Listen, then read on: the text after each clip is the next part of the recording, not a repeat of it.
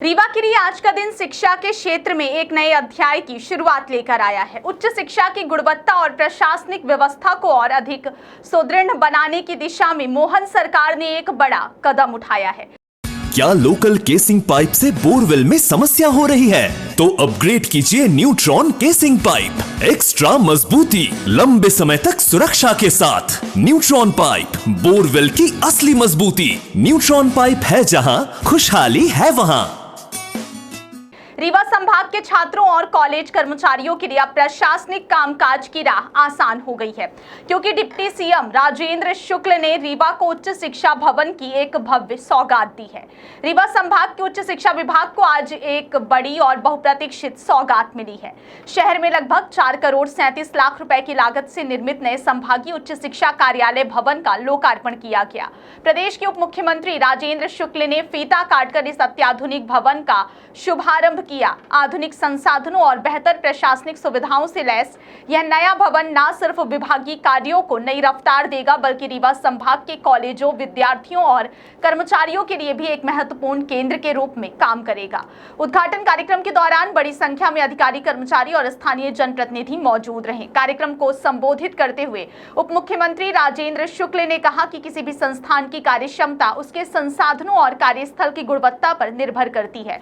उन्होंने कहा कि जब कर्मचारियों को बेहतर और व्यवस्थित वातावरण मिलता है तो उनका मन भी काम में लगता है और परिणाम स्वरूप आम जनता को बेहतर सेवाएं मिलती हैं। उन्होंने नए भवन को उच्च शिक्षा विभाग के लिए एक ऐतिहासिक उपलब्धि बताते हुए कहा कि यह भवन केवल ईंट और सीमेंट का ढांचा नहीं, बल्कि शिक्षा प्रशासन को मजबूत करने की दिशा में एक बड़ा कदम है। बताया जा रहा है कि यह नया संभागीय कार्यालय भवन अत्याधुनिक सुविधाओं से सुसज्जित है, जिसमें बेहतर कार्यालय कक्ष, आधुनिक रिकॉर्ड प्रबंधन व्यवस्था, मीटिंग हॉल, डिजिटल कार्य प्रणाली के अनुरूप संसाधन और कर्मचारियों के लिए सुविधाजनक कार्यस्थल उपलब्ध कराए गए हैं। अब तक उच्च शिक्षा विभाग के कई प्रशासनिक कार्य सीमित संसाधनों और पुराने ढांचे के कारण प्रभावित होते थे, लेकिन इस नए भवन के शुरू होने के बाद रीवा संभाग के अंतर्गत आने वाले कॉलेजों से जुड़ी फाइलों, नियुक्तियों, शैक्षणिक अनुमतियों, परीक्षा संबंधी समन्वय और विद्यार्थियों के विभिन्न प्रशासनिक मामलों के निस्तारण में तेजी आने की उम्मीद जताई जा रही है।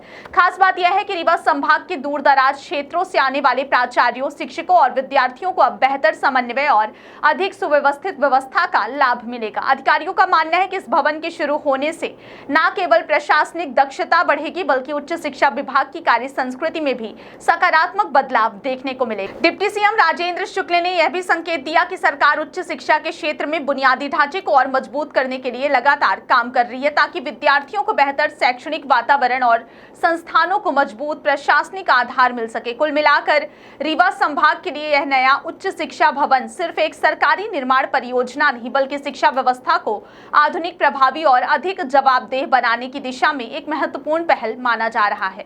अब देखना होगा कि इस नए भवन की सुविधाएं किस तरह जमीनी स्तर पर कॉलेजों और छात्रों के काम को तेज और आसान बना दें। क्या आधुनिक इसमें सुविधाएं हैं, कितना लाभ? ये कार्यालय 9 जिलों के लिए संभागीय कार्यालय बनाया गया है। 437 लाख मतलब 4,37,00,000 रुपए की लागत से ये कार्यालय बना है। और जो आधुनिक सुविधाएं होती हैं, सीसीटीवी कैमरा, एसीज और जो आईटी की जो सुविधाएं हैं, लगभग हमको शासन ने 10 कंप्यूटर भी भेजा है। उसके पहले हमारे पास पर्याप्त था और इसको ई ऑफिस के रूप में हम पहले से भी संचालित कर रहे हैं। तो आईटी के सारे सेक्टर यहाँ पर डेवलप किए जाएंगे और सारे प्राचार्यों से डायरेक्ट बात होगी और डायरेक्ट प्रशासनिक दायित्व सौंपे जाएंगे। डिप्टी सीएम ने लोकार्पण किया है। बड़ा हर्ष, बड़ी खुशी हुई कि माननीय ने हमको समय दिया और पर्याप्त समय दिया माननीय ने, और माननीय के आशीर्वाद से ही हम इस कार्यालय को स्थापित कर पाए। और हमारे यहाँ जो कमियाँ हैं उसको मैंने माननीय से निवेदन किया और उन्होंने 10 दिन के अंदर उन कमियों को पूर्ण करने के लिए आश्वस्त किया और हमारे सामने ही एसडीओ को बोला कि जो चीज़ें और हैं इसको पूर्ण किया जाए। माननीय का आशीर्वाद सराहनीय रहा। बहुत भव्य भवन बना है। जब अच्छा कार्यालय होता है तो उस पर काम करने वाले अधिकारी, कर्मचारियों के अंदर बेहतर काम करने का वातावरण भी मिलता है। इसलिए मैं बहुत बधाई देता हूँ।